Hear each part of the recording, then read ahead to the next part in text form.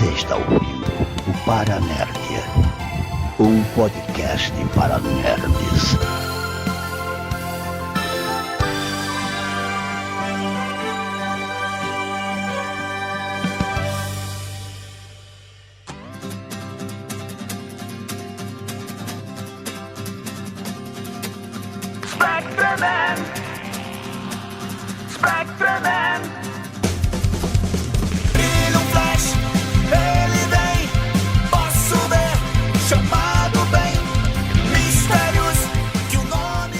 Saudações robóticas, queridos ouvintes, aqui é Alexandre Nerdmaster e este é o 165º episódio do Paranerdia, um podcast para nerd. E solta as crianças, Jorge, beleza? E neste episódio 165 eu não poderia estar mais feliz por dois motivos. Motivo número 1, estamos gravando este episódio em homenagem aos 50 anos do meu tokusatsu favorito de todos os tempos, o Senhor Spectreman. E se isso já não fosse motivo suficiente para ser feliz, porque o ouvinte daqui do Paranerdia deve se recordar que eu já gravei pelo menos 3 episódios falando sobre o de leve de Spectreman. Esse aqui é sobre os 50 anos, é para tu ver como é que eu gosto dessa bagaça, né? Eu estou aqui, queridos ouvintes, enrolando porque eu tô nervoso pra caramba. Eu tô aqui com ninguém mais, ninguém menos que o senhor Luiz Nunes, ator, diretor, dublador de ninguém mais, ninguém menos que o próprio Spectreman. Saudações, Luiz! Saudações, meu amigo! É um grande prazer estar aqui. Uma honra poder dedicar um tempo para falar com um dos representantes do nosso trabalho. Vocês é que fazem com que o nosso trabalho se eternize. Eu agradeço aos Nerdmasters da vida que fazem com que a gente permaneça aí na mídia social, né? Maravilha. Vivos em plena pandemia. Que maravilha. Então, voltamos daqui a pouquinho com esta entrevista sensacional com o senhor Luiz Nunes, depois dos recadinhos. Vamos lá. Spectreman!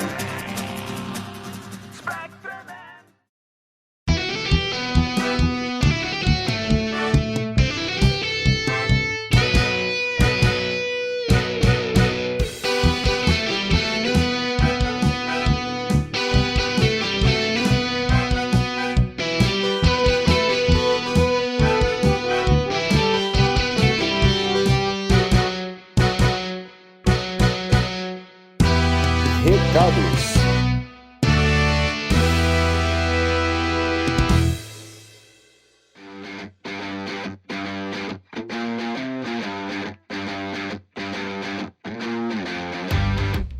E aí, ouvintes do Paranerdia, Jorge, seu editor, mais uma vez aqui, trazendo os recadinhos para vocês. Um primeiro aviso é que o Paranerdia agora passa a ter seus episódios nos dias 10 e 20 de cada mês, terminando o mês com o Parolando no dia 30. Então vocês vão ter um Paranerdia 3 vezes por mês. Isso mesmo, gente. E agora aos recadinhos costumeiros. Para fazer um comentário no site, basta dar um pulo em www.paranerdia.com.br, mandar aquele e-mail maroto que o Nerdmaster gosta de ler e que sempre tem aquele recadinho do Elias Passos Tenório em vídeo, basta mandar para paranerdia@paranerdia.com.br. Você quer mandar aquela tuitada marota? É só mandar para @paranerdia no Twitter que tá tudo certo. Você e ainda está no Facebook? Não sei o que está fazendo, mas se tiver, é só dar um pulo em facebook.com/paranerdia. Você quer conversar com a gente? Quer se divertir um pouquinho? É só dar um pulo lá no nosso grupo do Telegram, em t.me/paranerdia.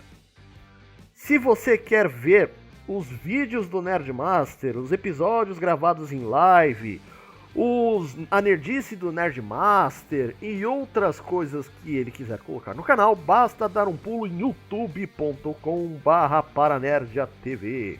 E se você se sentiu comovido, se você quer ajudar o Paranerdia a continuar tendo seus episódios, basta dar uma ajuda financeira através de apoia.se/paranerdia e picpay.me/paranerdia. Com apoios a partir de R$1, o seu podcast favorito continua.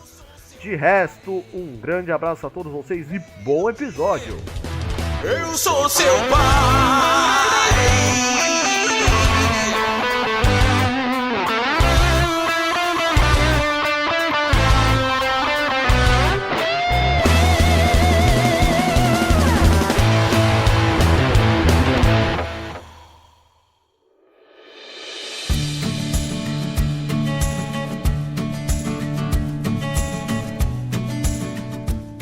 Estamos de volta!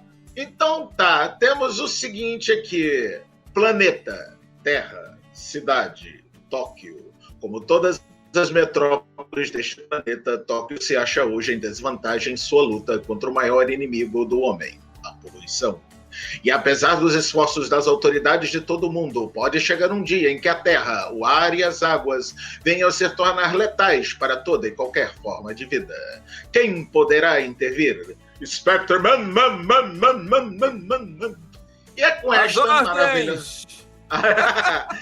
E é com esta maravilhosa frase que começavam os episódios do Tokusatsu mais sensacional e ao mesmo tempo mais mambembe que existia na década de 70 e 80, que era o Sr. Spectreman. Para quem não sabe, só um pouquinho de história antes da gente começar a nossa conversa com o seu Luiz Nunes. O Spectreman é o Tokusatsu que começou a vida deles, vamos assim dizer, em 2 de janeiro de 1971, na Fuji Television.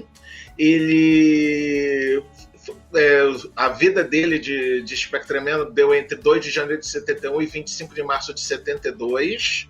Né? No caso, ali foi criado pela P Productions, uma produtora japonesa bem forrecazinha, sem vergonha, bem fundinha de quintal e como uma cópia descarada e cara de pau do Ultraman, que na época já tinha até, acho que o Ultra Seven já estava na brincadeira, na criação lá da Tsubaraya.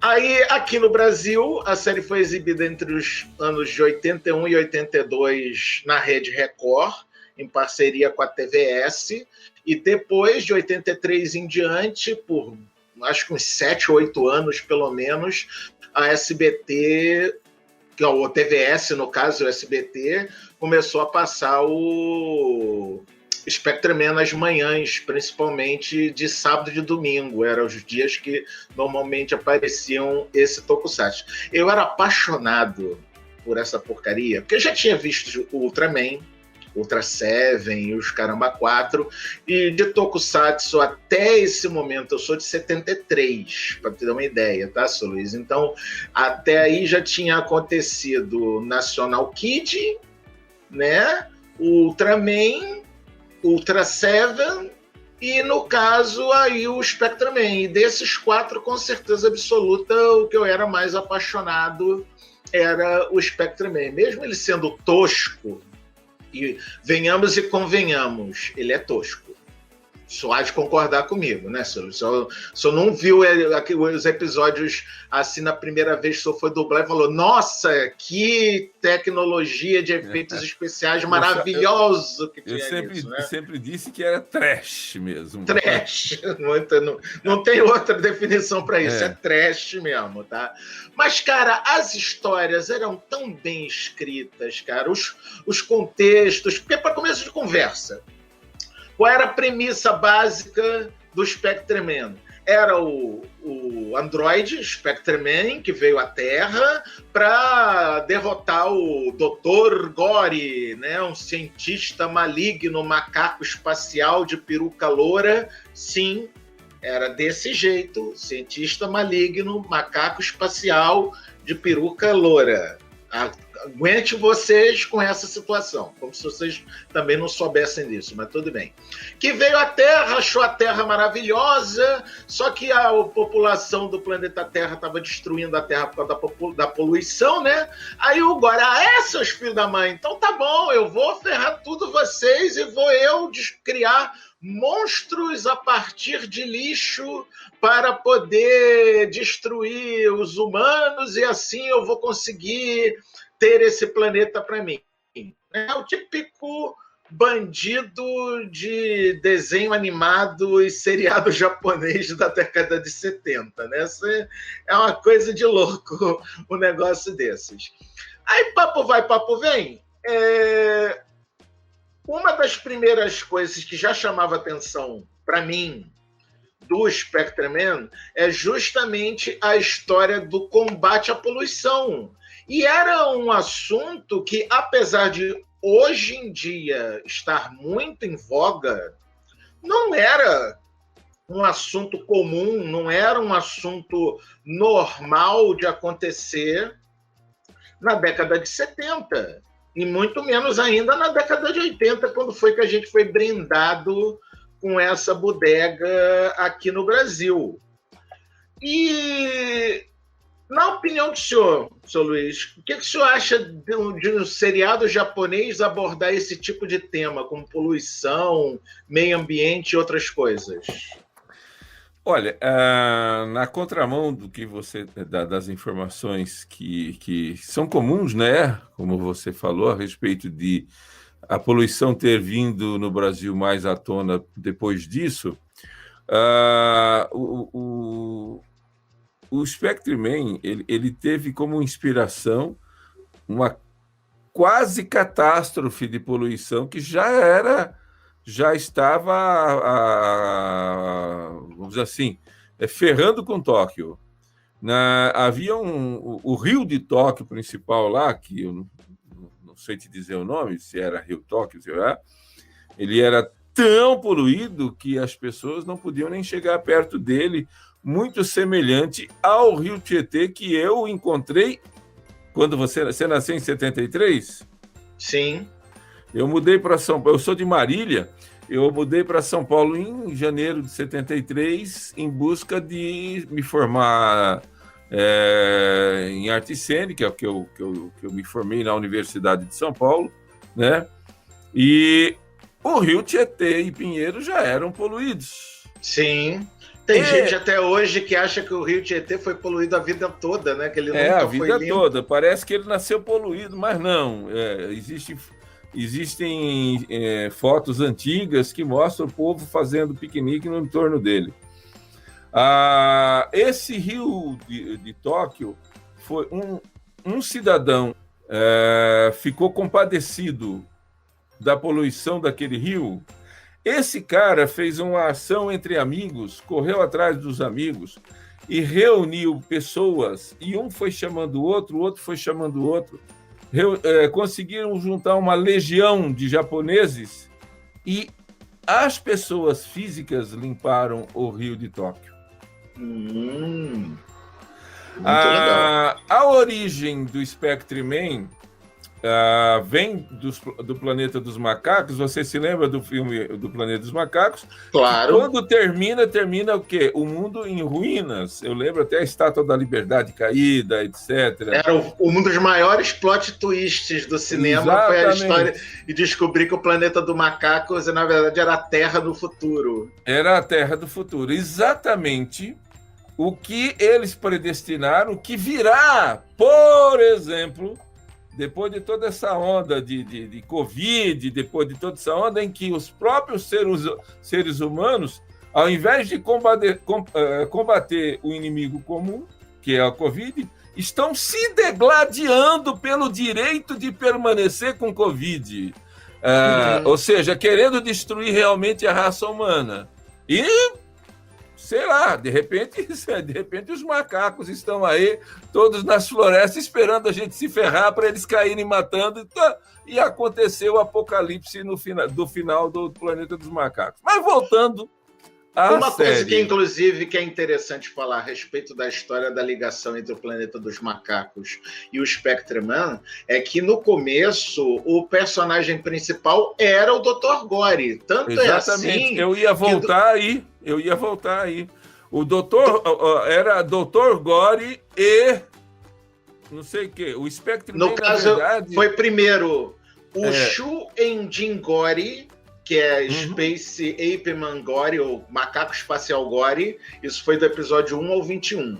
Depois fez o Shun Eiji Gore Tai Spectreman, que é o Macaco Espacial Gore versus o Spectreman, do episódio 22 ao 39. E aí sim o seriado virou só Spectreman do 40 ao 63. E virou Spectreman exatamente por causa da conduta ética do personagem Spectreman.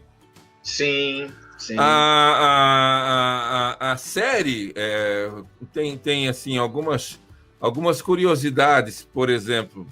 Você falou do Ultraman. O Nagasawa, ele não foi o ator inicial, não foi escolhido para fazer o Spectreman. Quem foi escolhido para fazer o Spectreman foi o outro ator, que eu esqueci o nome. E que esse estúdio, P-Production, do jeito que você descreveu aí, era paupérrimo. Eles não tinham capacidade. Aí o ator recebeu o convite, digamos assim, ganhando bem mais, né? Sair da várzea para jogar num time da capital, né? Para fazer o Ultraman. O cara ganhava R$ 1.500 por mês para bater bola lá no bairro, foi para lá para ganhar alguns milhões, né? Para fazer o Ultraman. A grande sorte do Tetsuo foi ter sido chamado para fazer Spectreman, que nem sei se ele estava na produção fazendo alguma coisa, né? E porque Spectreman projetou ele para o mundo. Bom, essa é uma das coisas. A origem realmente vem de Planeta dos Macacos, vem da poluição que já era terrível. Vocês têm ideia? Em 83 eu me mudei para Campinas, porque um filho meu nasceu em janeiro de 83 em São Paulo, e já teve problema de pulmão 10 dias depois que veio para casa.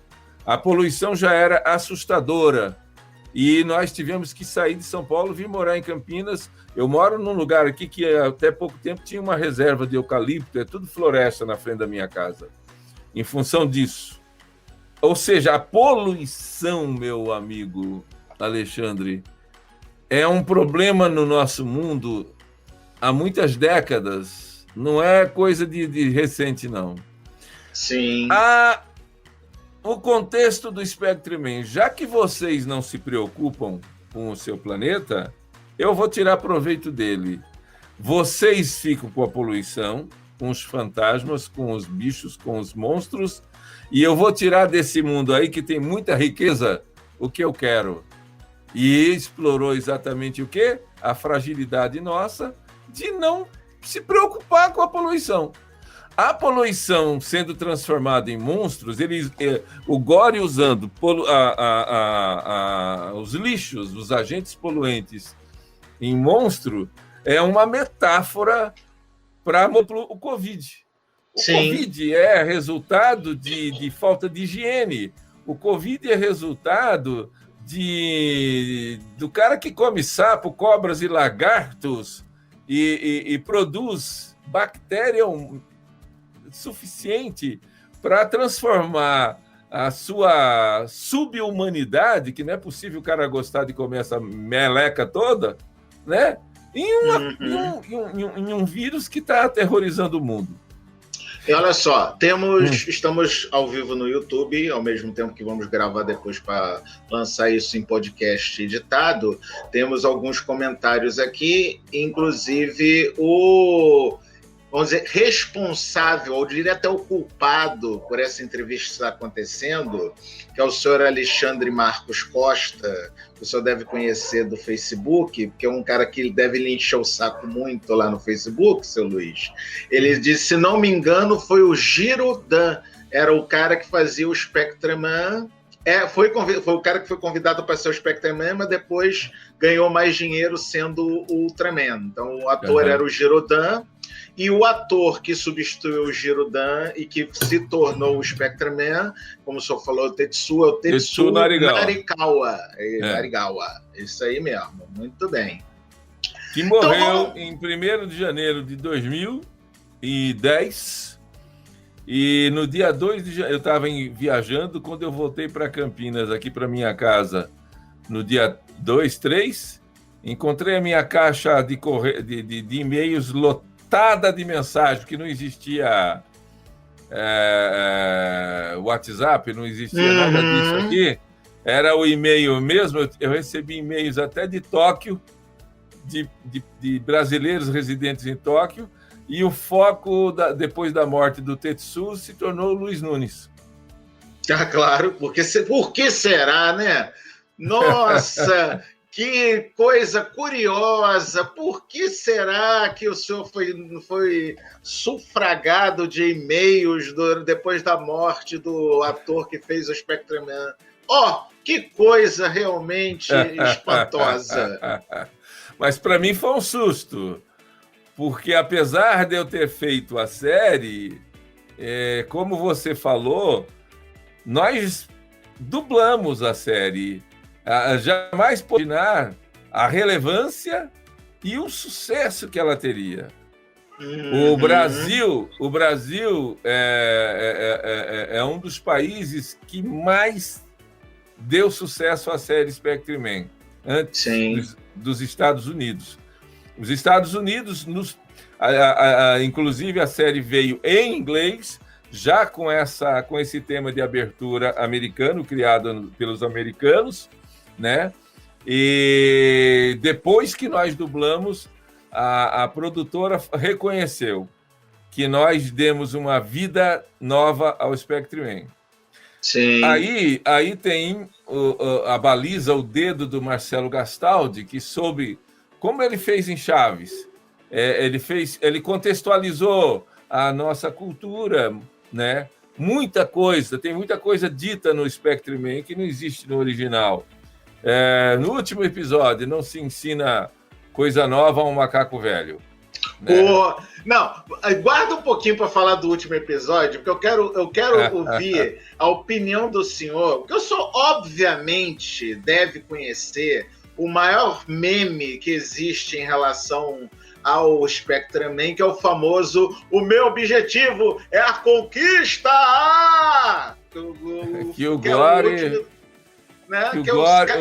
O Gore viu o Spectreman acabar com o monstro dele, que era um...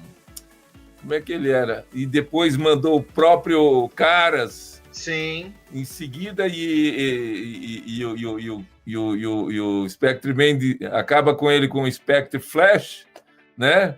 Sim. O mesmo Spectre Flash que lá no exílio, que é a quarentena, ele fez as pessoas se curarem da bactéria, do vírus, acabou com o Gore, com o Caras, e o Spectreman, mesmo diante de seu maior inimigo, o cara que queria acabar com ele o tempo todo, teve dó, teve respeito, e se o Gore não se mata, talvez não tivesse acabado a série. Não, com certeza, com certeza. Agora, uma coisa engraçada. Ele não quis matá-lo.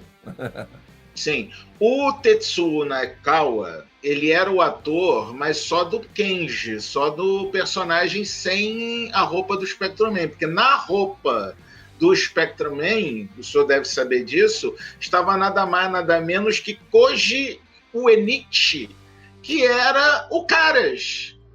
O cara que estava na roupa do Caras, na roupa do gorila, quando era para ter as lutas com o monstro, ele era o cara que fazia o Spectreman. Porque sabe como é que é? Produção barata, então mesmo o cara que faz o macaco faz o Spectreman também, não tem problema. É muito semelhante ao que acontece quando um ator, como eu, por exemplo, eu não sei artes marciais, né? Mas se eu tiver que fazer um filme que tem artes marciais, vai entrar um dublê. Claro, então, no Japão isso é super comum. A estrela da companhia, que era o Tetsuo, não ia entrar naquela roupa, se matar com aquele calor horrível. Lógico que não. eles colocaram um dublê que era o mesmo dublê, eventualmente, tá? Porque quando eles se encontravam, tinha uma troca também. Que eles não tinham condições, eles não tinham condições de fazer o mesmo ator fazendo as duas coisas. Não. Como? Aí entrava em cena o Koji Kobayashi, que era outro dos dublês, que no caso era o que normalmente fazia o monstro. Aí cena. A gente percebe até que fica até um pouco mais duro. Isso. Na cena do último episódio em que o Spectreman enfrenta o Caras, o Spectreman era o Koji, era o Caras, e o Caras era o Kobayashi, que era o que normalmente era o monstro. Então eles trocaram de roupa. O cara que normalmente era o monstro fez o Caras.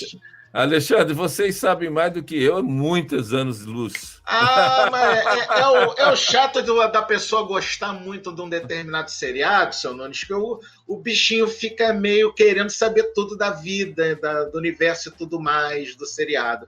Mas voltando para a parte da dublagem no Brasil, um personagem que a gente precisa falar é o Dr. Gore. Né? No Japão era o Takanobu Toniya, e aqui no Brasil foi interpretado maravilhosamente pelo seu Carlos Seidel, o eterno Seu Madruga do Chaves, ator também de novelas, e caramba, 4K, porra, salva de palmas para ele, porque ele merece. Bote palmas virtuais, Jorge, por favor.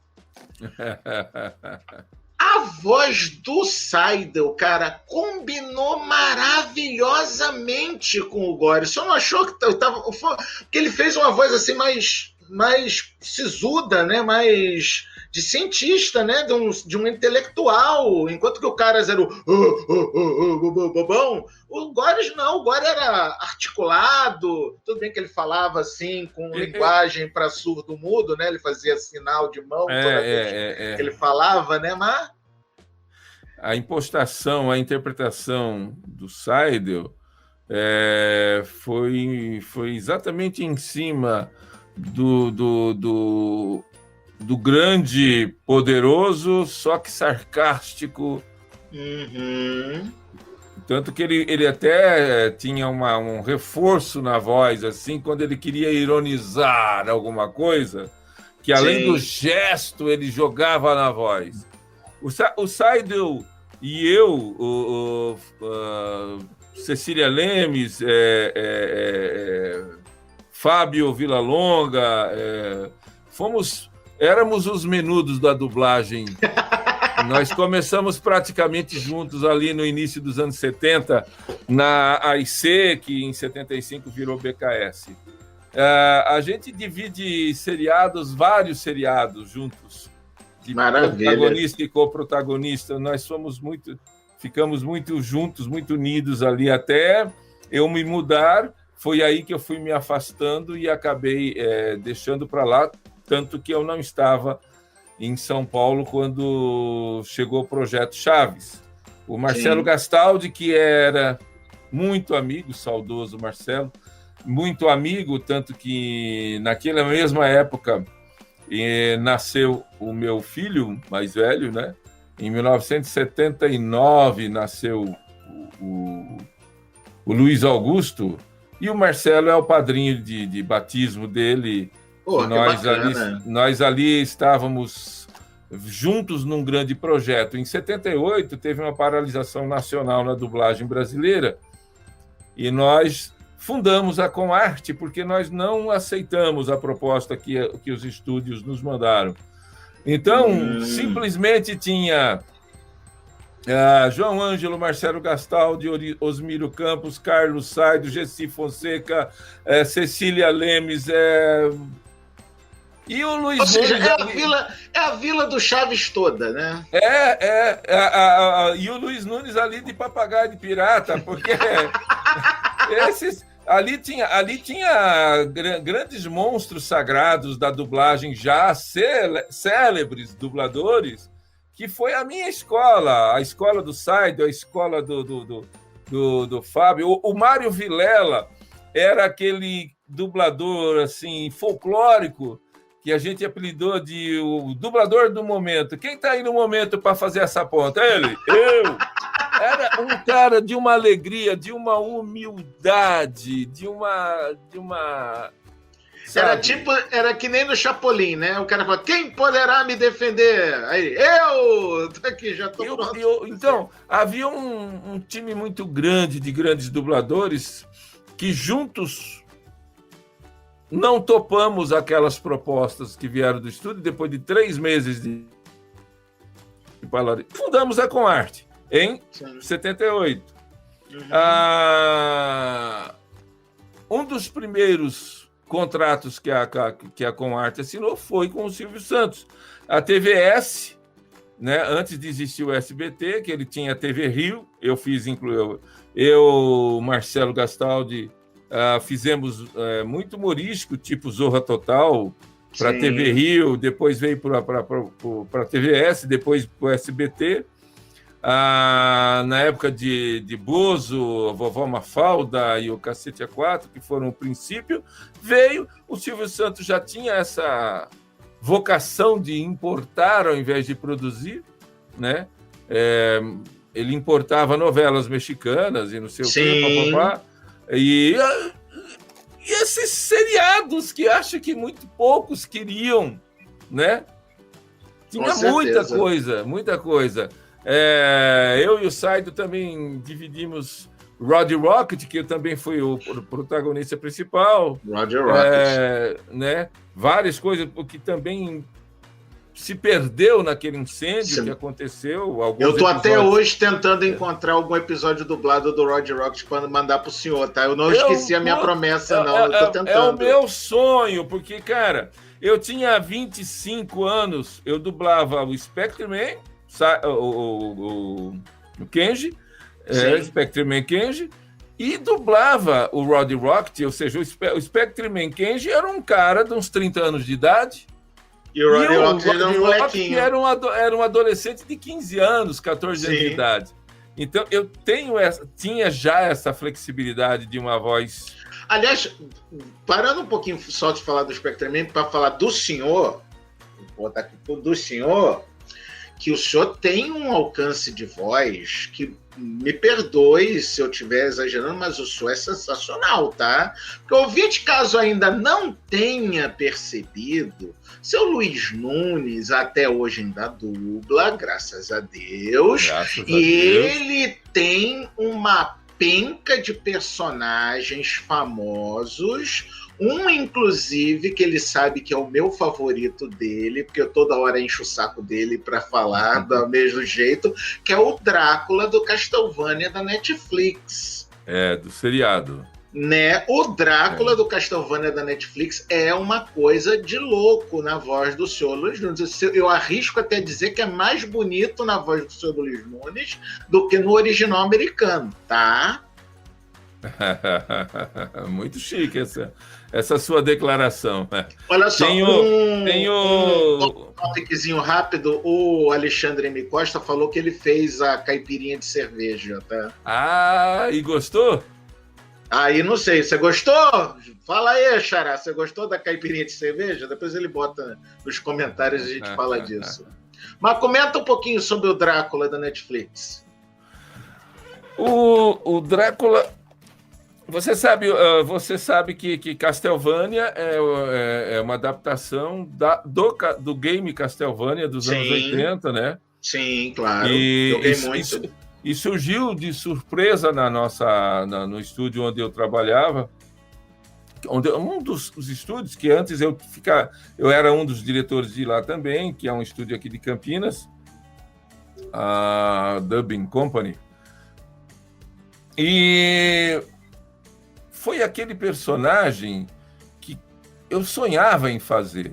Eu não sabia que existia o Castlevania seriado, mas eu sempre gostei desses Dráculas da vida, sempre Nosferatus da vida, sempre falar aquelas coisas, de trabalhar vozes, e eu fiz muita coisa. Não faz a voz do Drácula, não, que eu vou ficar mais nervoso do que eu já tô, hein? Você sabe que eu não...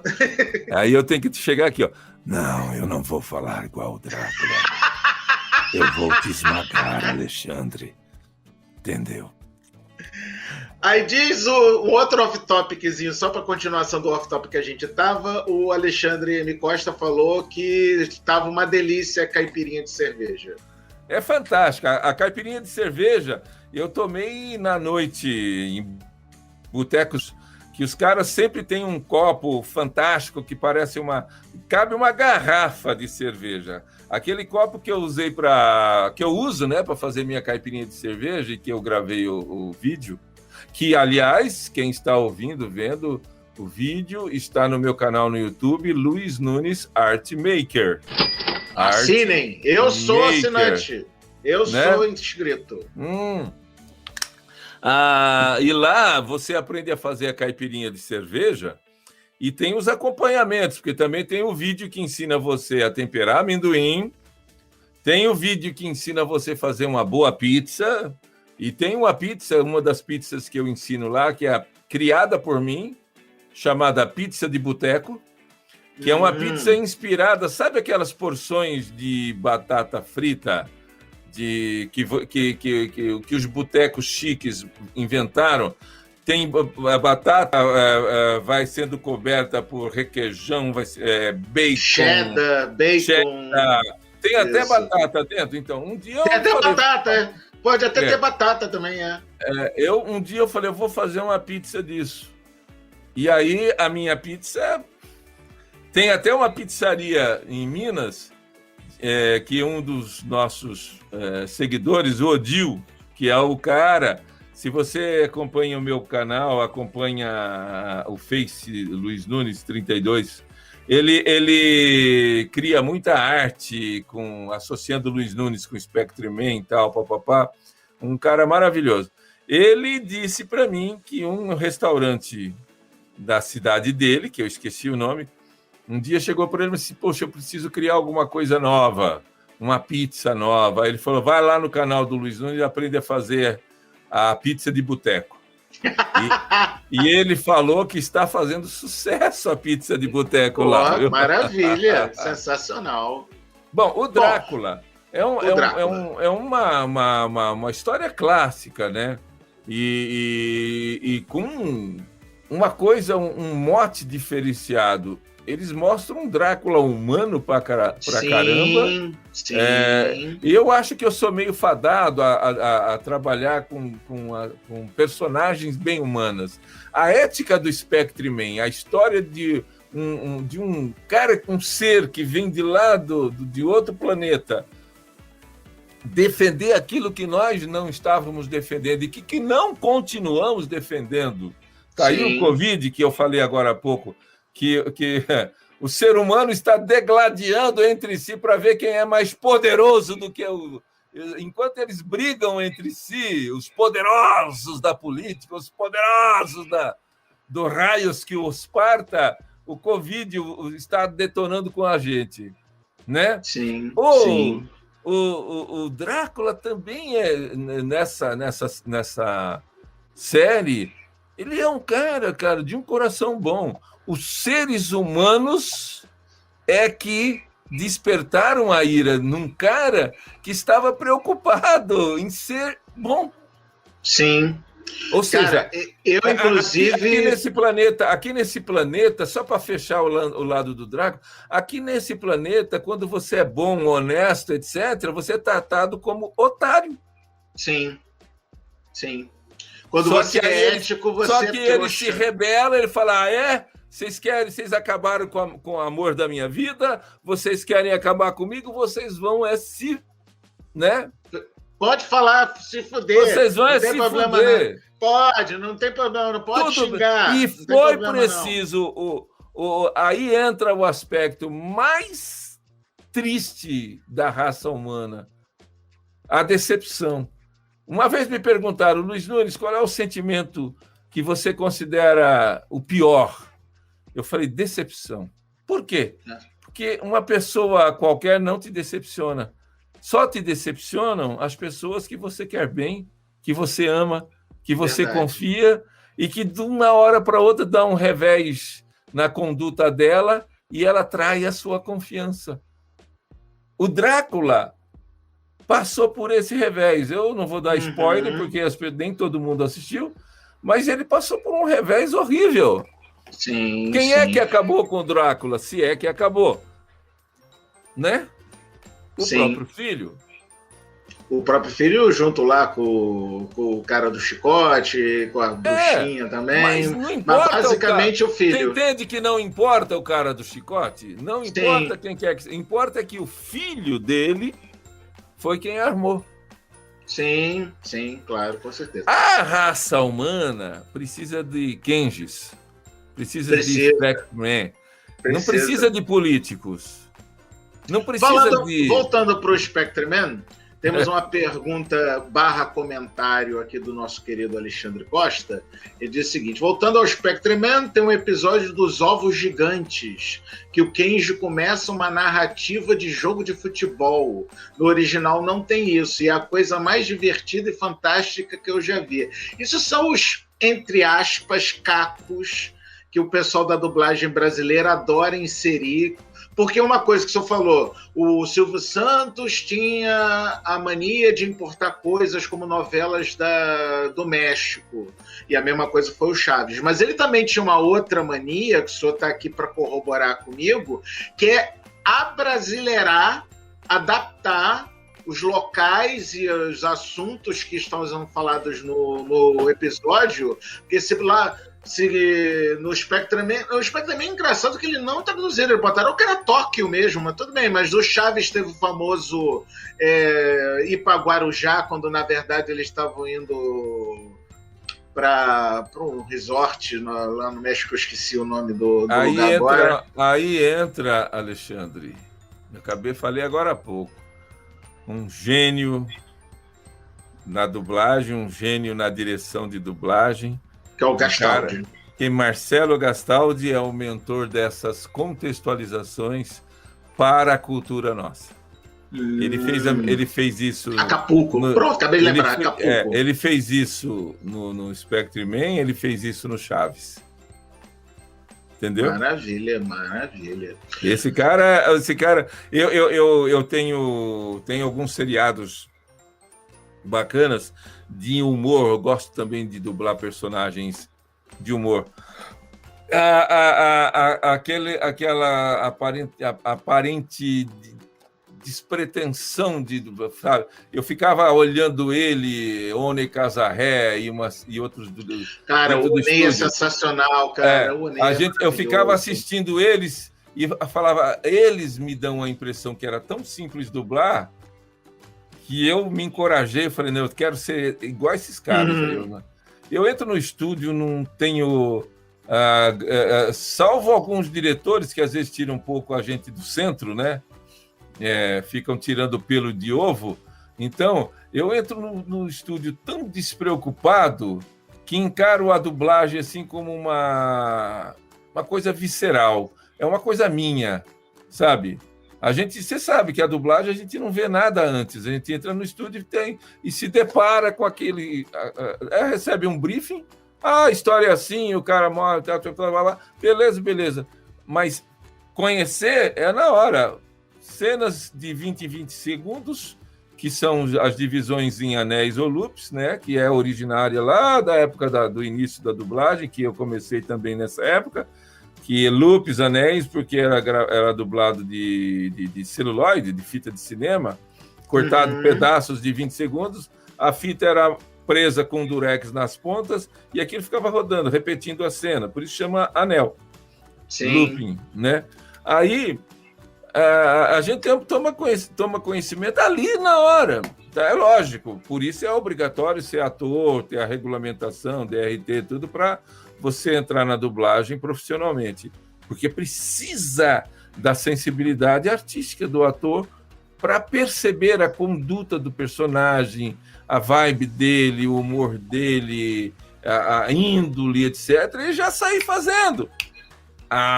Sim. Só para informação, só para uma guisa de informação, caso o ouvinte não sabe quem era One Casarré, primeiro tome vergonha na porra dessa cara, porque você devia saber. que é a voz do Pica-Pau maluco, a voz do Pica-Pau de Polainas, aquele Pica-Pau da perna grossa, Pica-Pau clássico do Psifsky, eu vou ver o doutor. Então, esse aí era o Oney Casarré. E ele também era o corintiano na escolinha do professor Raimundo. Professor Raimundo. Isso. Não confunda com o irmão dele, que era o Older Casarré, que era o Jaiminho no Older e o Chaves. Oney eram dois humoristas fantásticos. O Older mais velho e o Oney mais novo. Isso que é engraçado. O Older era mais velho. Oh, não mesmo? O Older era mais velho. Mas isso é nome artístico que os dois se combinaram entre si. Vamos ser assim? Vamos. Eu sou Older, você é Oney. Entendeu? O senhor faz alguma coisa no desenho Rick e Morty? Eu sou o diretor Vagina. Ah, o diretor Vagina. Perguntaram aqui, fala um pouco sobre a dublagem de Rick e Morty. Então, por favor, fale um pouco sobre a dublagem de Rick e Morty, seu Luiz. Não tem muito a falar, né? Porque o Rick e Morty é uma série muito inteligente, que tem um humor escrachado, que através do ridículo faz com que a gente preste atenção em coisas aparentemente banais. Como é que pode as referências de família levar aquele menino a isso, aquilo, tal. Por outro lado, é uma grande diversão, né? De humor escrachado, e que, se você não quiser se preocupar com contextualização dele, com o conteúdo dele, você dá boas risadas e acabou. É uma caricatura de um universo trash, né? Sim. Enfim. Voltando para a dublagem do Spectreman, na época em que ele foi dublado, vocês dublavam junto, todo mundo no mesmo pedestal, ou cada um dublava uma parte, como é feito mais hoje em dia? Como é que era a dublagem da época do Spectreman? Spectreman foi também um dos marcos na divisor em termos de nova linguagem de dublagem. Até então se dublava, como eu disse, em película, né? Uhum. Cinema, alguns estúdios que dublavam cinema para o cinema, dublava na película no formato 35mm. Mas a dublagem geral era transcodificada para 16mm. E aí nós tínhamos cópia da cópia da cópia, aquelas coisas horríveis, né? E você entrava no estúdio, eu tinha que... O primeiro dia que eu entrei no estúdio, tinha 20 dubladores no estúdio, né? Então eu estava fazendo vozerio lá atrás, o papo menos médio aqui, e você ia falar, um saía da frente e você corria no microfone, voltava, fazia sua fala, saía. Era artesanal a coisa. Quando se trouxe também o Spectreman, eu me lembro de um executivo lá, falou assim: o Silvio mandou transcodificar os vídeos para 16mm para vocês dublarem. Aí, as lideranças da Comarte, né, que a gente já tinha aberto a Comarte, foi aí que ele se tornou nosso cliente. Falou: espera um pouquinho, tem em vídeo? Veio em vídeo, não veio em fita. Podemos ver o vídeo? Então, a Comarte foi a mentora de começar a se dublar em vídeo. E o Spectreman já foi dublado em vídeo. Uma TIC, ainda uma forma de gravar não tão evoluída. A evolução para o sistema digital, já início dos anos 90 tal. Logo depois surgiu o Pro Tools, que é um software de gravação de música, que tem uma amplitude de você abrir canais e canais, as trackings várias, e permite que você, sim, como tem N pistas de gravação, dubla-se, grava-se um de cada vez. O Spectreman a gente chegava a juntar 2, 3, assim, mas em microfones separados. Monitor era desse tamanhinho, assim, né? Aqueles monitores que eram das ilhas de edição da TV, muito... era maravilhoso na época, né? Já foi uma coisa que surgiu foi o fone de ouvido, que também com um equipamento na sua frente, fone de ouvido. Porque antes a dublagem de fita de cinema era uma sala de projeção de cinema. A gente assistia com caixa de som ouvindo, na hora de gravar tinha que zerar a caixa de som. Desligava e a gente fazia totalmente com a memória do que viu. Não Nossa, que dificuldade. Não tinha... Agora com fone de ouvido, velho, eu passo uma vez e já saio gravando. A referência da voz me ajuda até pausar e pegar a vibe e tudo mais. Sim. A têmpera da interpretação é difícil dublar, mas antes era para poucos. Não, antes era muito mais, agora está um pouco menos difícil. Não está mais fácil, mas está menos difícil. Agora, em comparação ao início da dublagem, que foi meu início desse pessoal todo maduro aí, que você vê que ainda, né, tá aí na dublagem, era outra história. A gente não tinha nada, não tinha nenhuma tecnologia. A edição era feita com corte e colava com durex. As fitas era gravada em fita de rolo de áudio, cortava, juntava e editava. Aqui termina.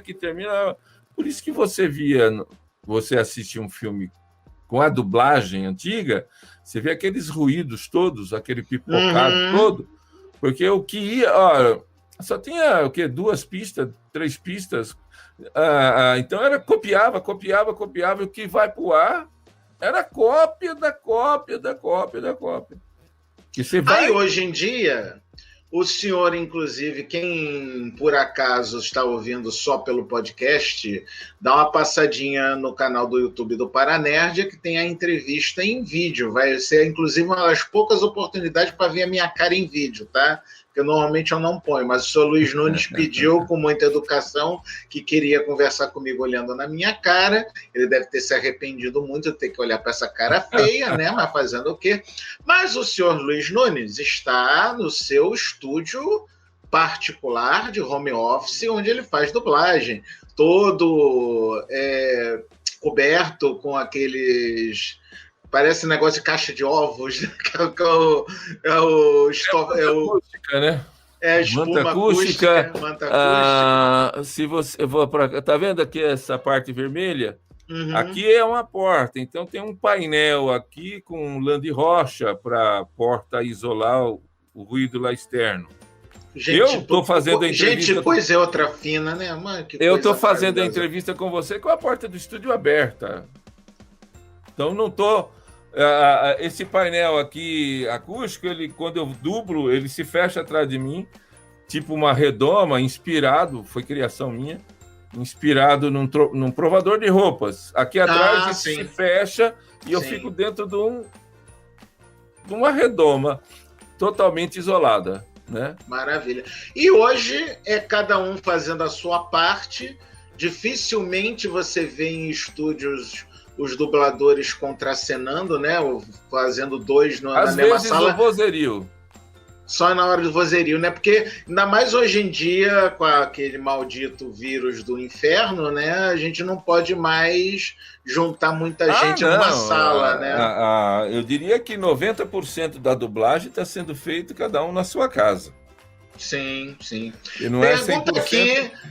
Pergunta aqui do meu querido ouvinte, senhor J. Santos, que no YouTube ele atende por Esquenta Buraco, porque ele tem um licor chamado Licor Esquenta Buraco, por isso que ele usa esse nome no YouTube. Na dublagem do Spectreman, havia espaço para improviso? Normalmente nas dublagens mais antigas temos muitos cacos, que só nos leva a acreditar que o profissional ia inventando enquanto falava. E aí, seu Luz, era tudo da cabeça do Gastaldi ou o senhor também botava uma coisinha sua aqui e ali na dublagem? Não. O diretor tem a liberdade de aprovar os nossos cacos, né? A gente sempre coloca alguma coisa assim. Você está naquela vibe, aquela puta cena, de repente ali no meio tem um buraco.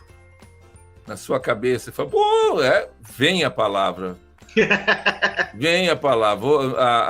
A essência é mantida e algumas coisas a gente cria para complementar o movimento labial, entendeu? Uhum. É diferente da falando em que a gente cria uma frase inteira. Não, vamos adaptar isso aqui para, em vez de Acapulco, vai ser aqui no Guarujá. Guarujá, é. No caso do japonês, então, que eles falam mexendo bastante a boca, né? Que às vezes um oi no Japão é 5 palavras, né? Depende do contexto que tá lá.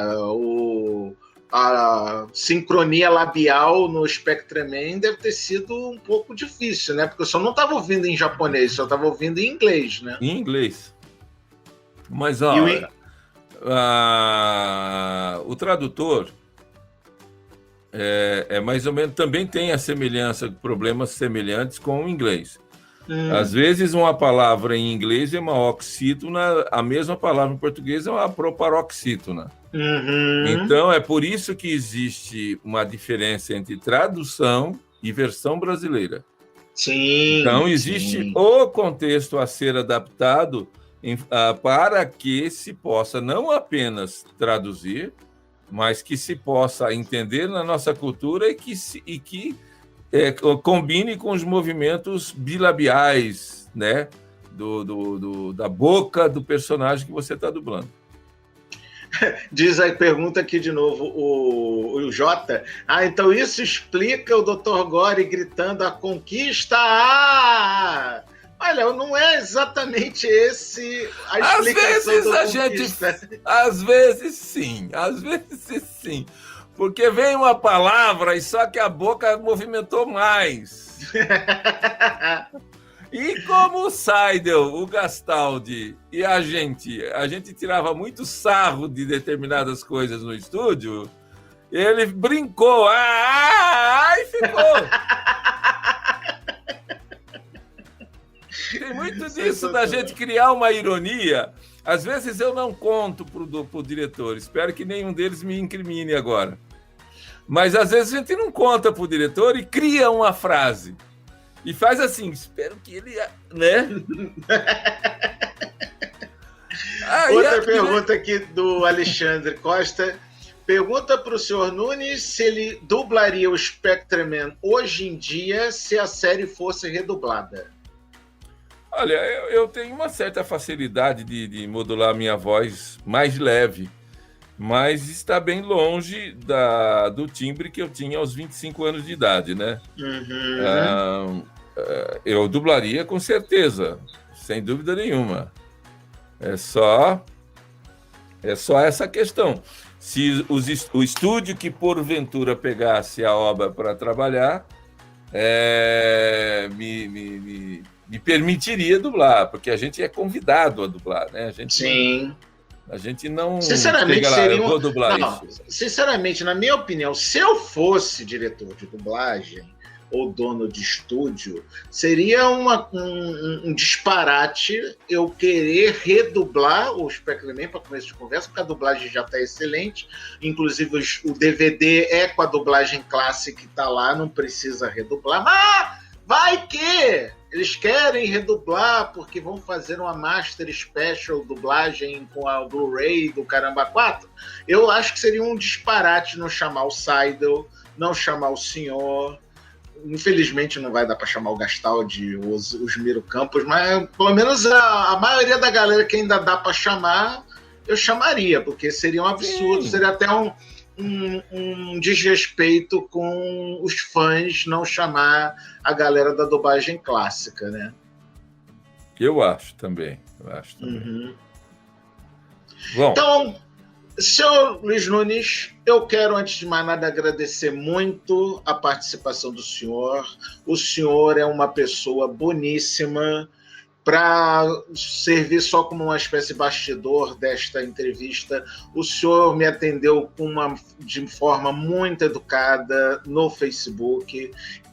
Se o senhor permitir, quem quiser conhecer o senhor Luiz Nunes, vá no Luiz Nunes Artmaker lá para ver o o trabalho dele no canal dele. O link do canal dele vai estar aqui, obviamente, no post deste episódio. Eu sou assinante do canal dele, então eu posso garantir que a qualidade dos vídeos dele é maravilhosa, muito melhor do que essa câmera ridícula que eu uso aqui para fazer as minhas gravações. A dele é sensacional. E, por favor, dê as suas palavras finais e agradecimentos à galera que está aqui acompanhando, tanto no YouTube quanto no podcast, por favor.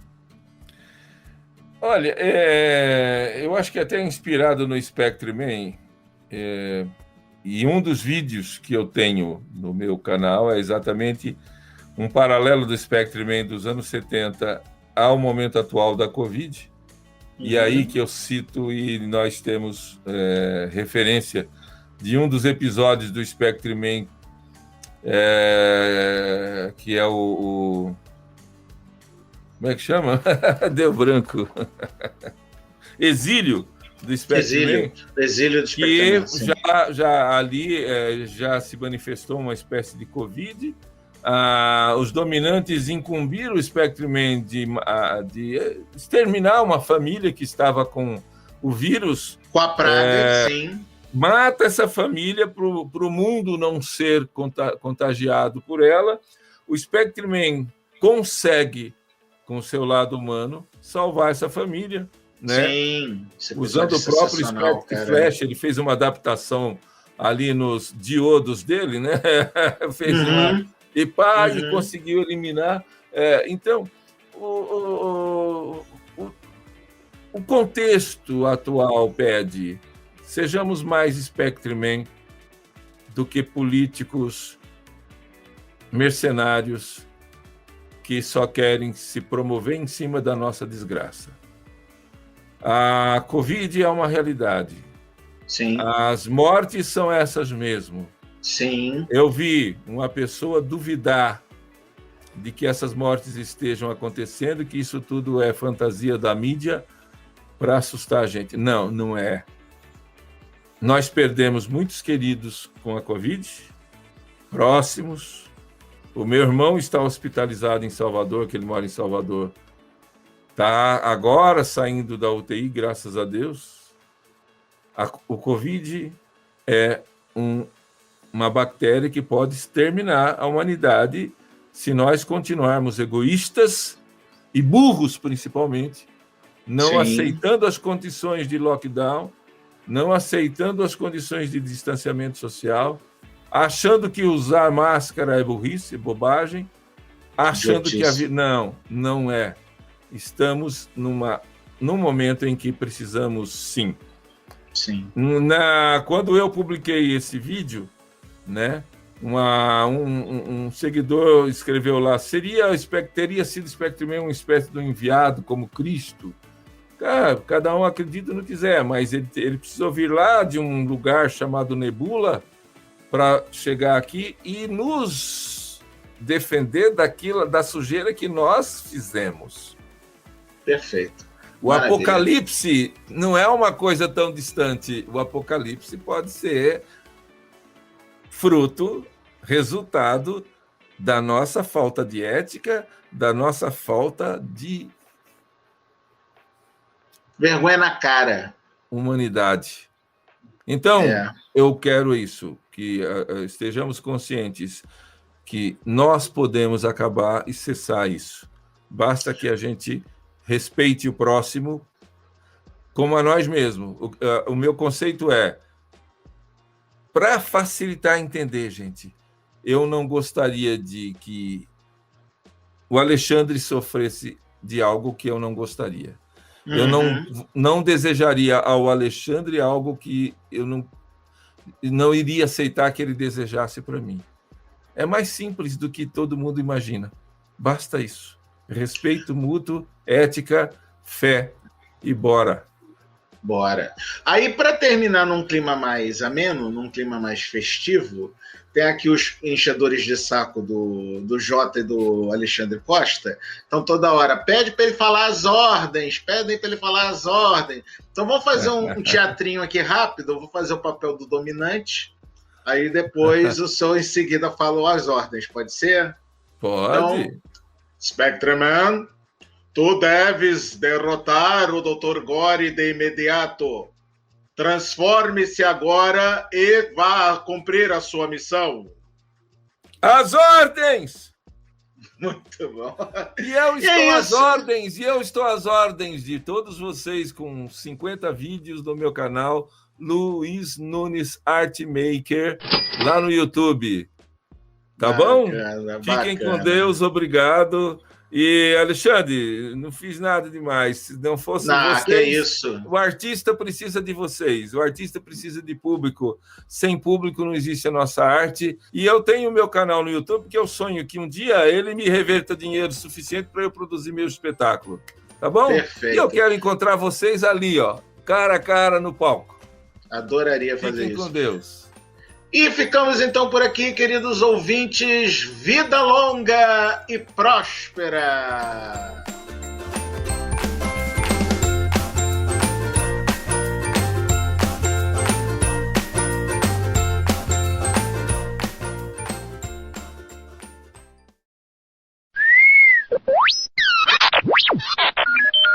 You got a nerd mail.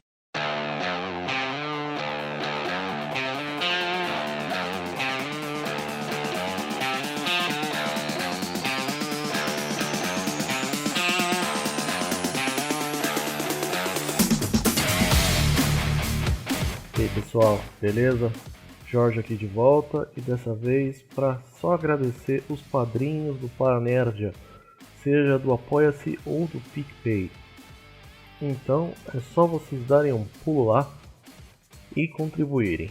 Agradeço de verdade a Ana Carolina Martins, Ana Lúcia Letier, a nossa querida Joaninha Trecker, Arthur Boni, Daniel Rossi, Diego Ferreira Veríssimo, Elias Passos Tenório e suas interessantes vídeos-respostas, Emílio da Costa Mansur, Léo Oliveira, Dofer Mata, Lucas Freitas, Luciano Dias, Paulo Libardi, Rodrigo Moquepon, Sandro Cruz lá do Debacast, Sérgio Cabral, que não é o governador do Rio de Janeiro, mas é um cara gente boa, Suelen Nastre, Thiago Teixeira e, por fim, mas não menos importante, Valdir Fumene Júnior. Um grande abraço a todos vocês e até!